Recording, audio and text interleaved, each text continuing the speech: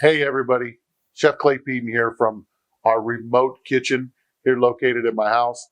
Hey, I just wanted to let you know that we've been trying very hard to come up with a new plan on how to actually give you the lessons that you guys deserve and to continue your education. Hopefully you'll watch these videos and you'll learn something from them. And I just want to start by saying that I do miss being in the kitchen with you guys. I hope to see you guys return when we reopen the school. And just you guys and your family, stay healthy.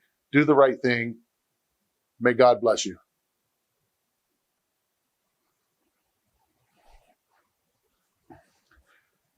Hey everybody, Chef Clay Peden here from Central Arizona College. Today, what I want to talk about is poultry. Now let's get started on really kind of the collective term for poultry. Poultry is a collective term for domesticated birds bred for eating, including chickens, duck, geese, guineas, pigeons, and even turkeys. The renowned French gastronomer and author Jean Savarian once observed that poultry is for the cook what canvases are for the painter. Poultry can be cooked by almost any method, and its mild flavor goes very well with a wide variety of sauces and side dishes. Poultry is generally the least expensive and most versatile of all center of the plate meats. The muscle tissue of poultry is similar to that of mammals in that it contains approximately 72% water, 20% protein, 7% fat, and 1% minerals. And it consists of bundles of muscle cells or fibers held together by connective tissue. Unlike red meat, poultry does not contain the intermuscular fat known as marbling. Instead, a bird stores its fat in the skin, in its abdominal cavity, and the fat pad near its tail. Poultry that is softer has a lower melting point than other animal fats, and it is very easily rendered during cooking. As with red meats, poultry muscles that are used more often can be tougher than those used less frequently. The muscles of an older bird tend to be tougher than those of a younger one. Because the majority of poultry is marketed at a young age, however, it is generally always very tender. The breast and the wing flesh of chickens and turkeys both is lighter in color than the flesh of their legs and thighs. For this reason, it is often referred to as white meat. The color difference is due to the higher concentration of the protein called myoglobin, located in the thigh and the leg muscles. Myoglobin is a protein that stores oxygen from muscle tissues that they use. More active muscles require more myoglobin and tend to be darker in color than the less active ones. Because chickens and turkeys generally do not fly, their breast and wing muscles contain very little myoglobin, and therefore that's where you get your white meat in your chicken. Birds that do not fly only have dark meat. Dark meat also contains more fat and more connective tissue than light meat, and it also takes longer to cook. Skin color may vary from white to a golden yellow, depending on what the bird was fed and the temperature during processing. Such color differences are indications of the bird's overall quality.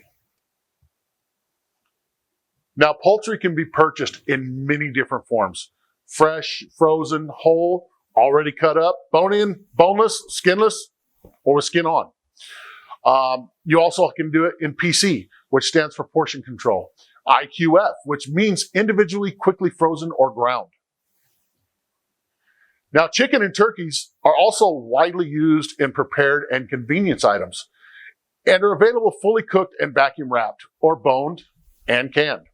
Although purchasing poultry in its ready-to-use form is convenient, it is not always necessary. Poultry products are easy to fabricate and portion. Whole poultry is also less expensive than your pre-cut fresh or frozen products.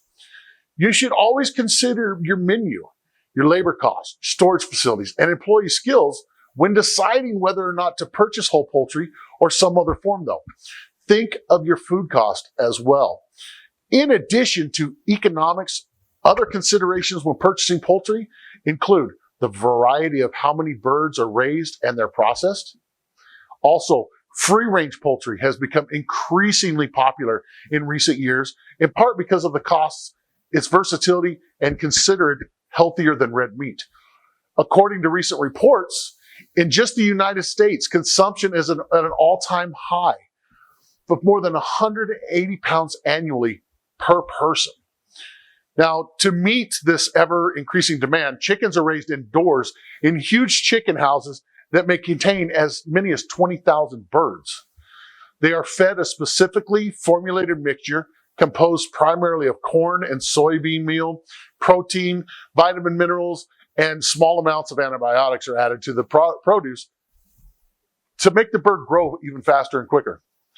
Now, many consumers feel that the flavor of chicken and other poultry raised this way is not as flavorful as a poultry that is allowed to move freely and forage for their own food. Some consumers are even concerned about the residual effects of what the minerals and the antibiotics added to the chicken's feed.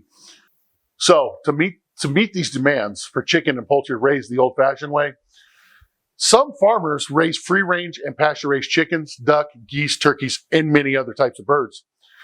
Although the USDA has not standardized regulations for free-range poultry, generally birds that are allowed access to area outside the chicken house can be labeled for sale as a free-range chicken.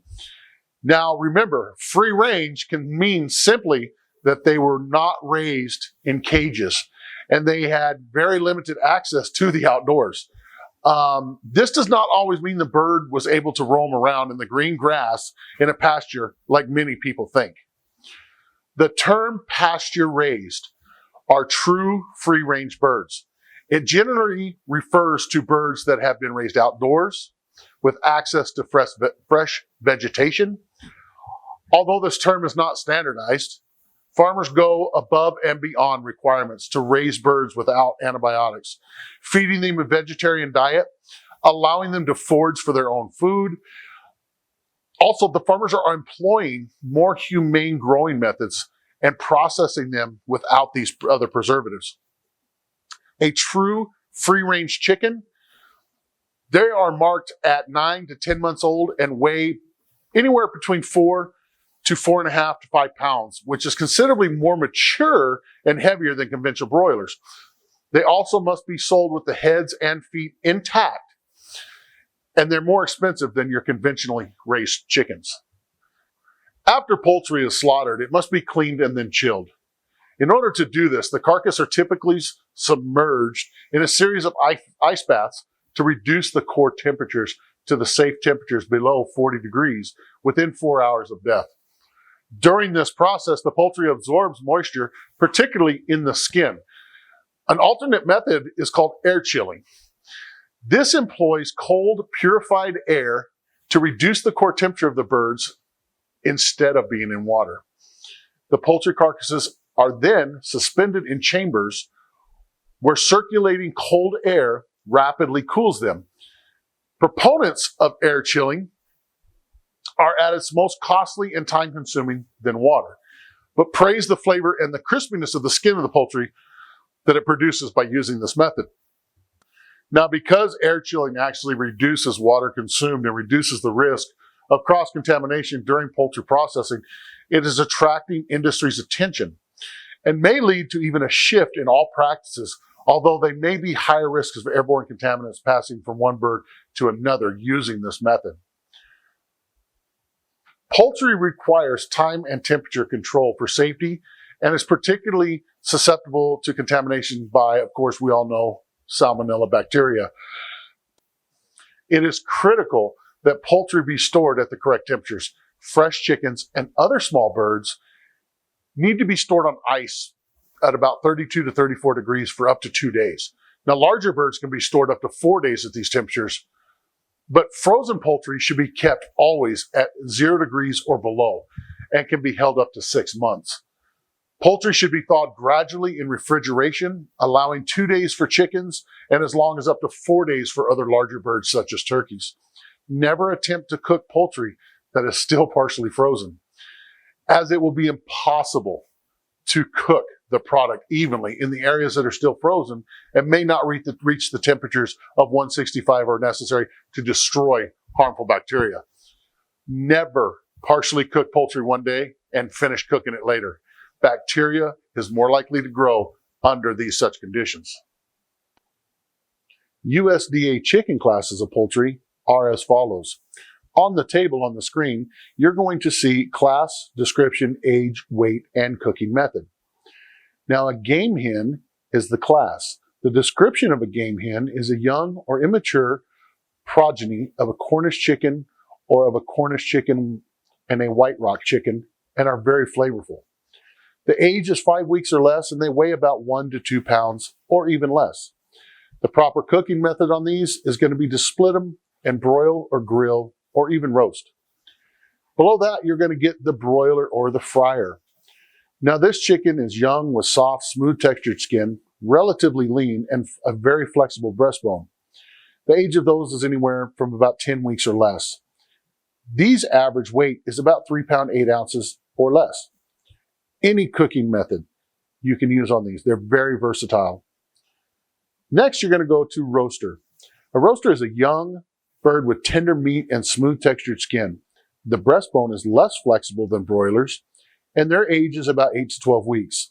Now, these chickens usually weigh 5 pounds or more, and they are also very well for any different cooking method you want to use. Next, we're going to have the capon.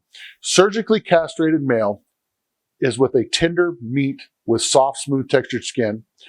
Bred for well-flavored meat, contains a high proportion of light to dark meat and a relatively high fat content.